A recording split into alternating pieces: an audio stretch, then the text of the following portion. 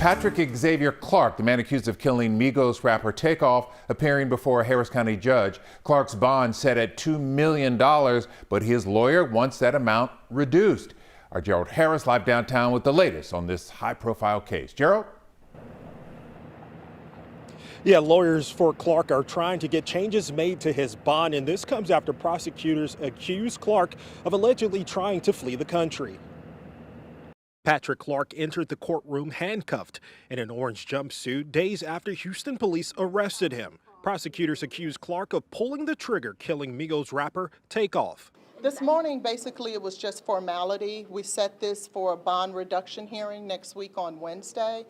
We think that's important, that his constitutional rights are protected. In a jail intake form, Clark describes himself as a self-employed DJ with total assets of $0. This is very early on. There is a lot of investigation that needs to be done.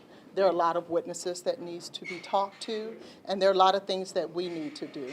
But a pressing question many had concerned the recently purchased passport, large sums of cash, and a planned trip to Mexico by Clark, which prosecutors used to argue he was a possible flight risk. There's other circumstances surrounding that. That was something that was already pre-planned, and it was counseled before he was arrested. So I think that's important. He wasn't trying to go anywhere. In the meantime, lawyers for Clark are preparing to argue their client deserves a lower bond. Something reasonable that's, been comparable to other bonds for other murders for a defendant who has no prior criminal history.